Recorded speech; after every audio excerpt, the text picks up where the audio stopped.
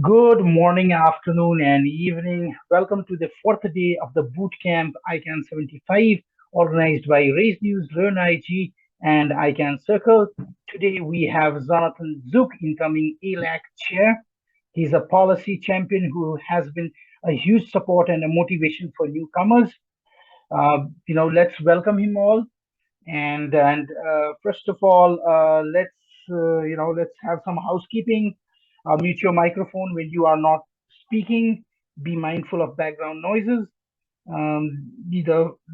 This session is recorded. Raise your hand and wait for cue. That's about it. And we have Jonathan.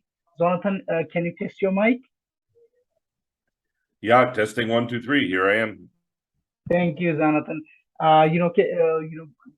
Today is the fourth day of the boot camp, and we have you here as a speaker. And a lot of the people are newcomers, and they don't know about you. So, can you give a brief introduction about yourself? Sure. I began my professional career as a software developer, and I did that for about 12 years. And then I was asked to lead a trade association of software developers in Washington, D.C., and then eventually in Brussels. And I've done work on behalf of software developers around the world. And in 2005, ICANN entered the radar of our members. And I think they weren't paying much attention to ICANN prior to that. But in 2005, they did, because there was concern about the United Nations taking over ICANN's role. And the members of the tech community might not have been thinking about ICANN, but they certainly didn't want the UN to be in charge. And so I started attending ICANN meetings in 2005 in Vancouver, actually. And I joined as part of the intellectual property constituency because the trade association that I ran was very interested in protecting the intellectual property of the small business owners that they represented. And then about 4 years ago, I retired from that job, and I moved out of the intellectual property constituency and then became a true volunteer in the at-large community, where I have served as the head of policy development, basically, for the at-large. And just recently was selected as the chair of the at-large advisory committee, which is the organization within ICANN that has been tasked with representing the interests of individual end users. So the ICANN is made up of a bunch of constituencies, intellectual property holders, businesses, ISPs, registrars that sell you domain names, and registries who maintain domain names, government advisory, nonprofits, etc. There were a lot of constituencies, but at large is focused on the interests of individual end users.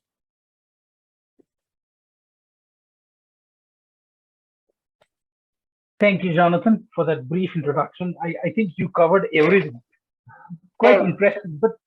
But one thing that I remembered about you is, the way you define the policy making process, and you are a champion in that. So how do you see policy in ICANN?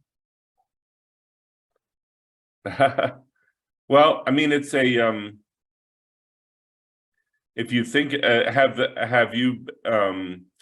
if folks have had a little bit of an introduction to ICANN before this, the policies that that ICANN works on are the policies surrounding the naming service of the internet. It's a very interesting organization to try and explain to your neighbors, what you do.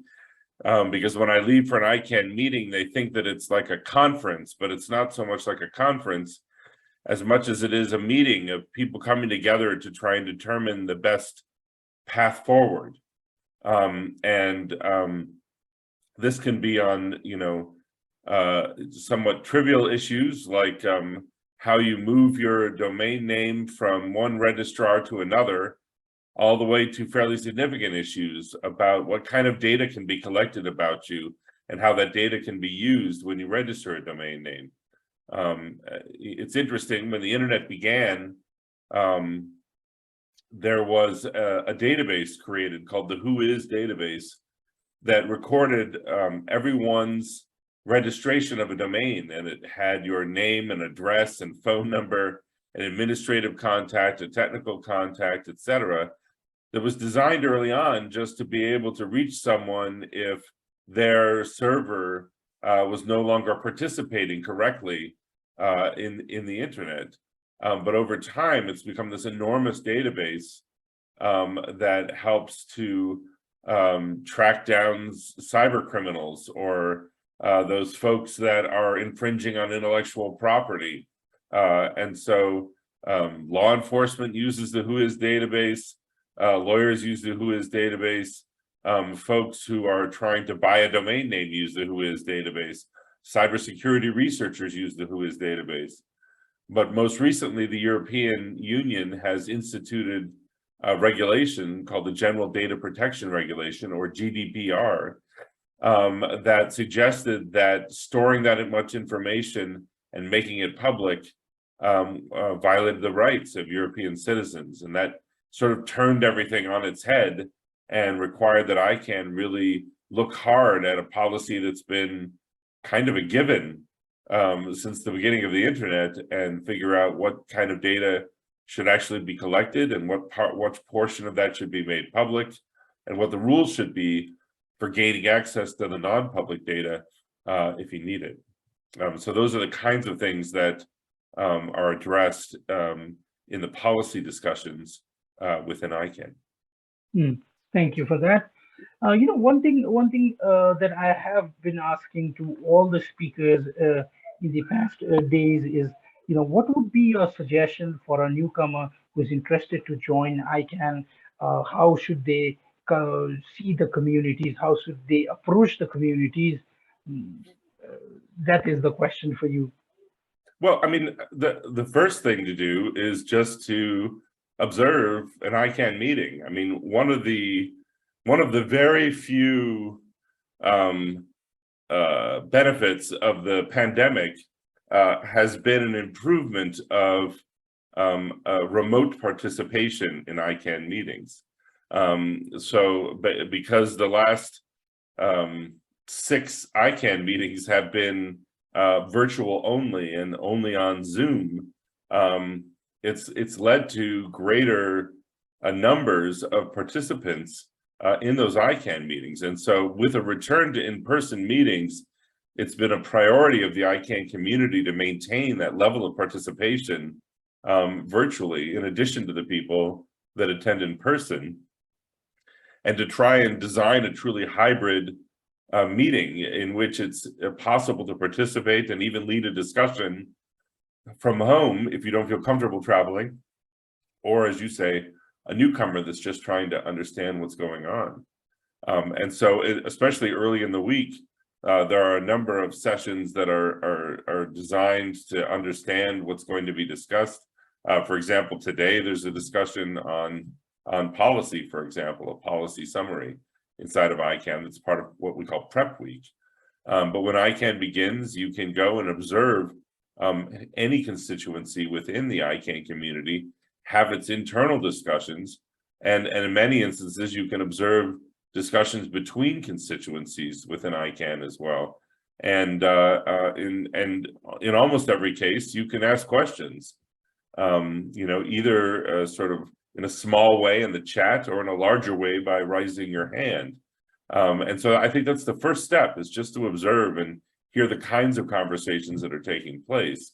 Once you've really made the determination you want to get more engaged, then you look at the ICANN community and compare these constituencies to your own interests. Are you most interested in business? Are you most interested in intellectual property? Or are you most interested in cybersecurity? there's a home for you within ICANN that's pretty specific, depending on what your interests might be. And so, like I said, the at-large is an interesting one because it's about trying to determine the interests of people that we can't talk to in a meaningful way, right? I mean, it's billions of users, and how do we determine what their interests are? Whereas the business constituency, there's some consistency to what their interests are. With users, I mean, it runs the gamut. Most recently, the at-large completed a poll of the in the Hindi belt within India to try and understand what impact domain names that are spelled completely in Devanagari script would have on the community. Would that make it easier for people, for example, in rural communities to come online and to have a better understanding of the internet if they didn't need to deal with English language characters in order to go online? And so that's led to some interesting results. So trying to determine what the interests of individual end users are is a complex exercise. Sometimes it's just logic, right? Because we're all users most of the time. Even if you're something else, most of the time you're just doing research or making flight reservations or doing online banking or something like that. We spend most of our time as users, and so it's possible to kind of empathize for the end user experience, and that's most of the time how we determine those interests. But other times we try to ask. Yes, thank you for that information. And even in Nepal, so I'm from Nepal, and even in Nepal we use the Devanagari script. Nepali is a Devanagari script, so it's quite interesting to know the progress that is being done by the UA and the IDNs, and that is really a good approach. And if any of you want to ask a question, or if you have a general inquiry, then please raise your hand or put your question in the chat, and we will probably read out for you. So anybody interested to ask any question? Okay, no. So Jonathan, it has been a number of years that you have engaged in ICANN. So how do you see the ICANN fellowship? Because a lot of the participants, we did a kind of like a survey, and a lot of them showed an interest in the ICANN fellowship program, and they were quite interested in the whole aspect of how they should approach towards it, or what is your idea, or what kind of suggestion would you like to give to the participants regarding the ICANN fellowship? Sure. The ICANN fellowship program is a very important program that has led to very specific participation within the ICANN community. In fact, the vice chair of the board, Leon Sanchez from Mexico, began as an ICANN fellow. So, I mean, it's a very good way to enter into the ICANN community. How you make the most of it is the challenge, because sometimes an ICANN meeting can be a little bit intimidating because everyone is in the middle of a discussion. We're almost never starting a conversation. We're almost always picking up where we left off, right?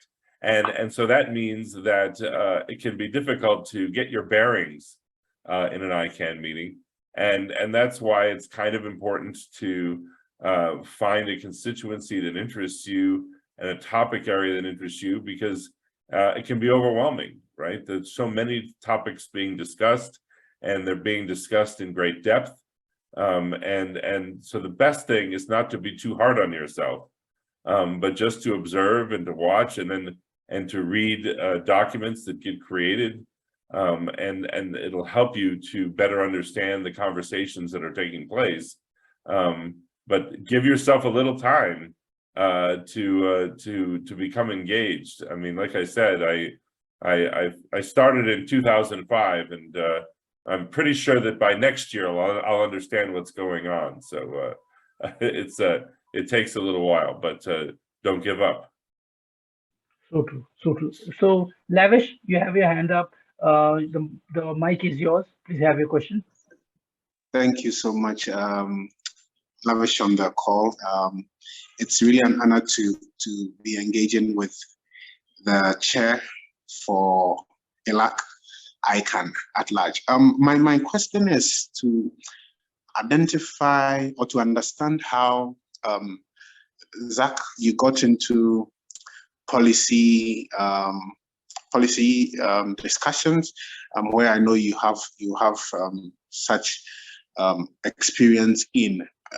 Was it that when you began ICANN, when you joined ICANN, you knew that you were going to go into that line, or probably you had an interest in a certain area, but moving forward and per your engagement, things changed? Or how did you come to arrive at being an expert in policy when it comes to policy? Thank you. I don't know if my question is clear. Thank you. Sure. Thank you. I think that my history is somewhat unique because most people come to ICANN because they're concerned about something specific. In other words, trademark attorneys come to ICANN because they're concerned about people abusing their trademarks online, you know, like people getting a domain name that has their trademark embedded in it. You know, if you are a Coca-Cola and you try to register a domain name, Ask Coca-Cola, right? And you set up a site that is meant to look like it's Coca-Cola's support site, but in reality, you're just trying to capture people's information. Then, you know, trademark attorneys, they come to ICANN to make it more difficult for people to register a domain name that violates a trademark. If you are an ISP, you come because you want to make sure that the rules that ICANN puts in place don't make it more difficult to provide internet service and create too much responsibility for you to enforce against cybercrime, for example. And so often people come to ICANN because they see something specific that's going on that they want to influence. And that's usually people's pathway into policy development, because their business, their livelihood is affected by that policy. My members sent me to ICANN because they were concerned about, as I said, the UN, right? And so I have been very focused on process with ICANN. Even though I've been engaged in policy, I feel like most of my efforts within the ICANN community have been about making sure that ICANN does things the right way, so that people sniffing around ICANN trying to perhaps take control of its functions would have less of an excuse to do so, right? And so I was very involved in making sure that data was a big part of policy development. And when the US Department of Commerce decided to finally give up its last grasp, its last tether to ICANN, and they brought about something they called the ICANN transition, I was one of the leaders of the effort to build an accountability framework for ICANN, and to make sure that the community could hold the board and the organization accountable for its actions, since the US government wouldn't be playing that role anymore. And so personally, my role has been much more about ICANN processes, I think, in some respects, than it has been about a specific policy that has affected my members, which I think is the most normal way of getting into policy development. It just wasn't mine.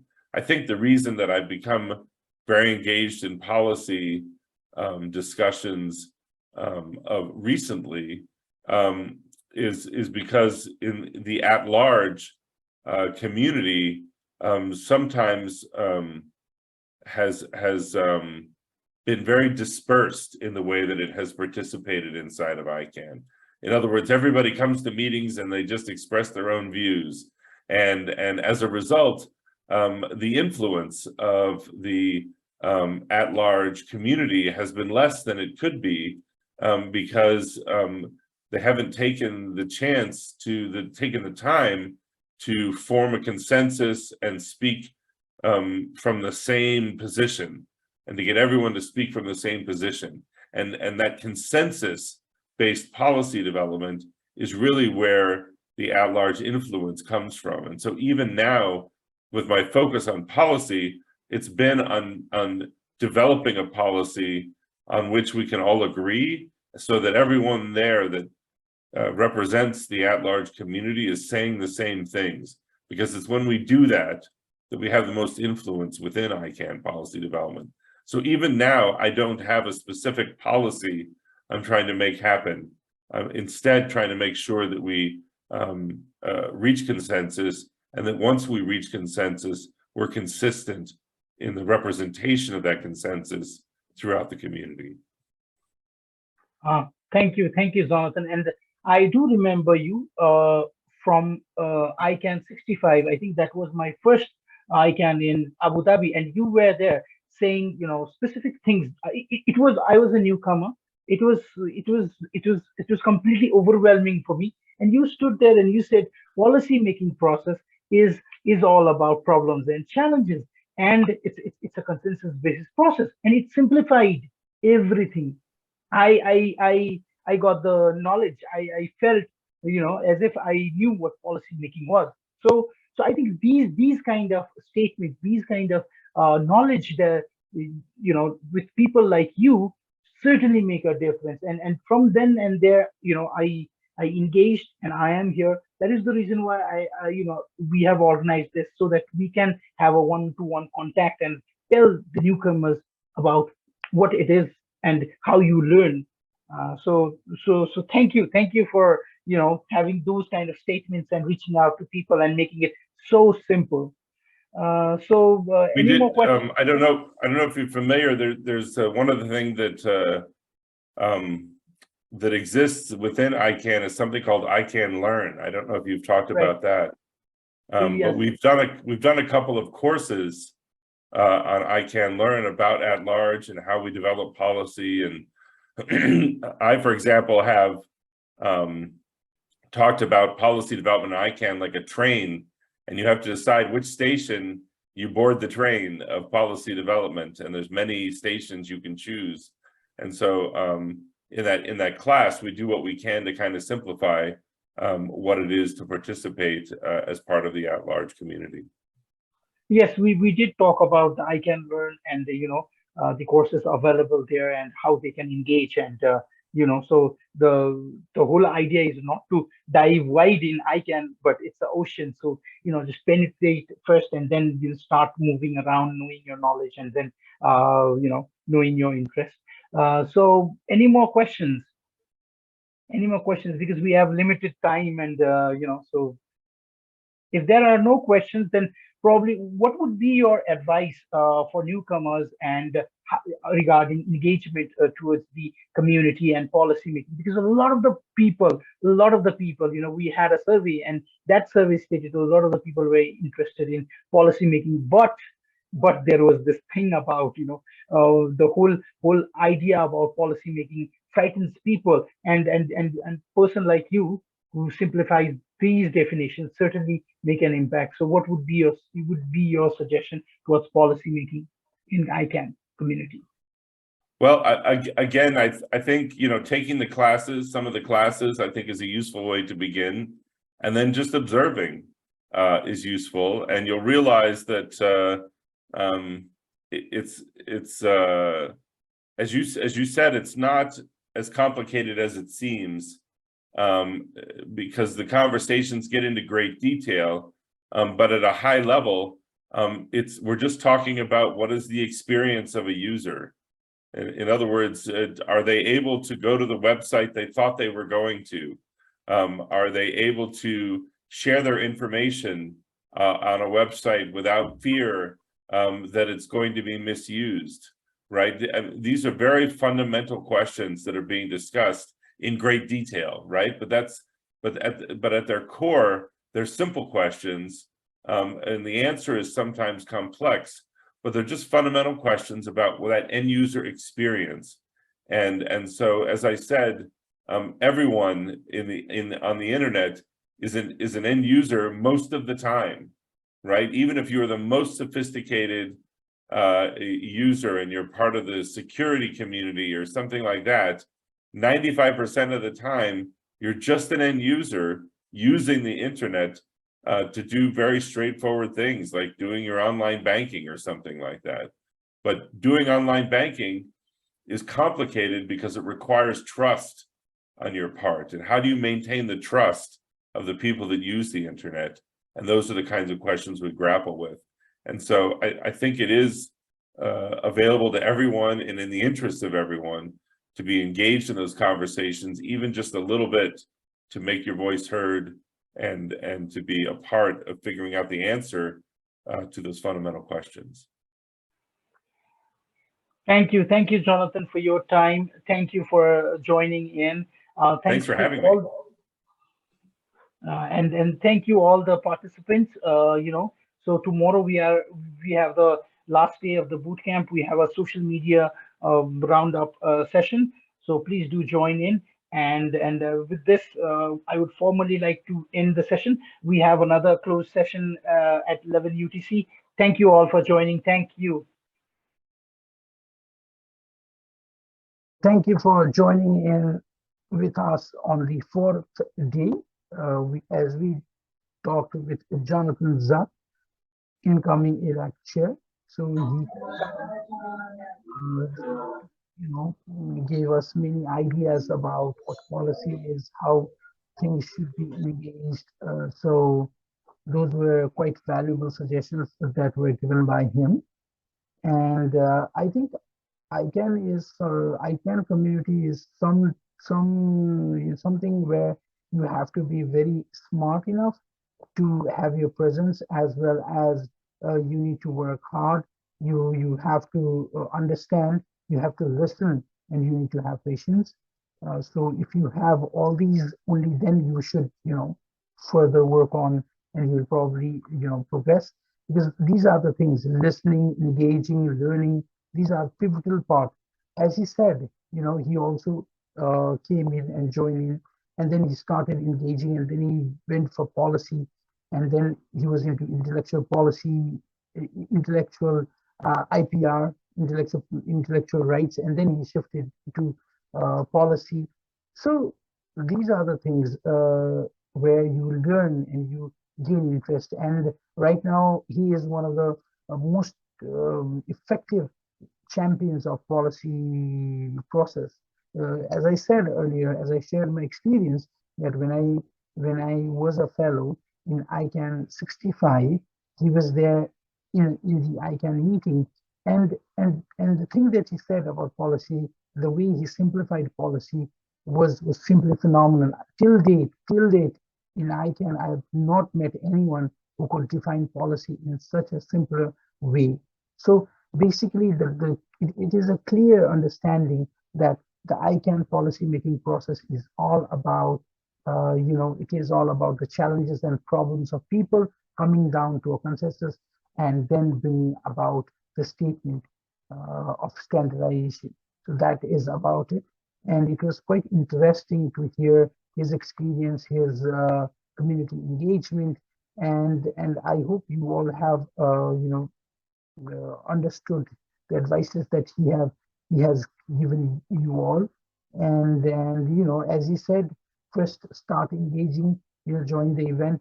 As I said in the last meeting, if you're planning to join, then go ahead and join the events, listen, learn, and then if there is something that relates to you, then comfortably join in and ask and volunteer, because ICANN community, it is all about the whole concept of ICANN is more about focused towards the community engagement and volunteering. So that is very, very important. So now, if you have any questions. quite interested to see the changes that will happen in ICANN community, because the way the person that he is and under his leadership, I think things will change, and I hope it will be good changes, and the community will more be able to engage, because his leadership is all about engaging with people, engaging with leaders, and he has been very flexible, very comfortably reaching out and communicating more. As he said, at large is all about individual users, so it will be more effective in terms of how our region will collaborate with the whole ICANN organization, and we will have better understanding of the ICANN policies and standardization issues. So other than that, I don't think there are any other issues. Is anyone interested to share anything about today's session or say something? Karen? Yes, hi. Good morning. Yeah, hello. Yeah, Hi. so Sorry, I missed yesterday's session. So today's session, yeah. So today my takeaways for today about the fact that and then this you have mentioned the other day that I mean go where you are most interested.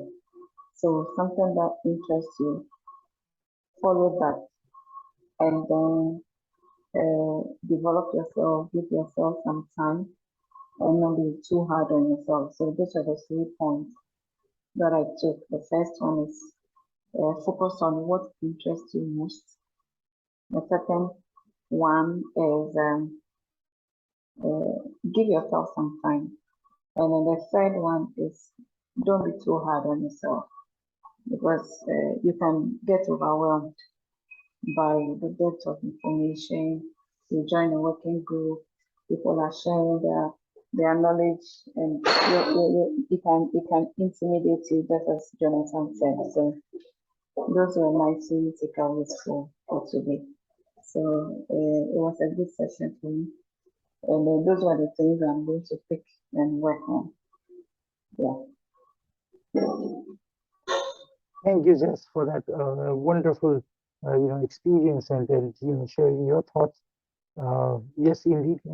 It was a very good session, and I think these kind of sessions are very important in the community, because if people like Jonathan are able to reach out to young people, new people,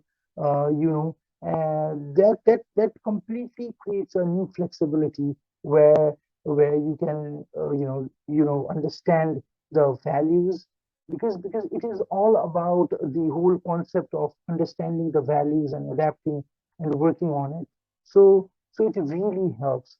It really helps, and that is very, very important that we have these kind of sessions with specific leaders. And I think that in ICANN, the most important thing that you have to understand is, there are communication, there are things happening, but a lot of the times these communications are lost. So you have to be very specific about what is happening, what communication is coming. The most important thing is, if you are not aware, then that communication gets lost. So you just have to be very aware, because let me share you an idea, right? I I have been engaging with the ICANN community since 2013, and I was trying for the fellowship prior to that. So I mean to say, I started applying for the fellowship in 2006 or 7. Yeah, I think yes, it was around in 2000. No, it was after 10, 2010 that I started applying. I had heard about it in 2006 or 7, and then I started applying in 2010. Sorry.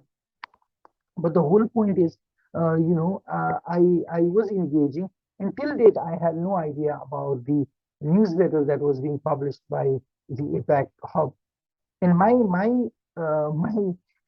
I was the social media working chair for ICANN 69, I think 69 or 68, and my profile was featured somewhere in their newsletter, and I came to know about it after a year. So recently I got to know that, okay, Wow. so that kind of thing happens, right? So because there is so much and so many things that you don't, and I was the one who had sent the profile to them, right? And it got lost. And I also, because that is something like for me as a community leader is a proud moment that my profile is being featured by the ICANN APAC Hub. So that is the Asia Pacific, Asia Pacific organization, ICANN organization. So that manages, and that is something that really amazed me, and then I realized what kind of communication or what kind of effectiveness is required when you are in the community, when you are using the ICANN community resources and stuff. So you just have to be very, very smart in terms of understanding the local resources that are available, and how you can connect with them, so that makes a huge difference. Beauty about ICANN community, the whole concept is you can reach and you can talk or you can communicate with any of the leaders there, irrespective of their position. So that is the beauty of the ICANN community. That it is very easy to communicate with them. So it is, you can just like have an email and ask them if there is anything, because as I mentioned, I was there in the session. Jonathan said something about policy, and then I tweeted with his name tag, and he replied, and then and there the engagement started happening. So even today I for this boot camp I had contacted him, and we have very minimum communication that goes around, because you know it is quite a different scenario, because he is from Neralo and I am from Epiralo. So so there was this, and then I reached out to him saying, "Hi, Jonathan, we are doing this. Please do support us." And then he just, came in. So that is the magic of all these good leaders who are there, and you reach out to them to understand the values, and this is the most important thing: the values of policy, the values of the culture, the values of understanding people. This is very important in ICANN, because if you are going there, if you are communicating, if you are trying to invest in something good or trying to learn, then you get to meet all these world class people in ICANN. As Jonathan rightly said, people from big companies do try to participate in all these meetings, because they have their vested interest in terms of trademark, in terms of registry, in terms of this, that. They have all sorts of issues coming down. If you know or not, there was a big issue of Amazon with ICANN, and there was a big case that happened because Amazon wanted .amazon, and the Brazil, the country, they said Amazon belongs to them.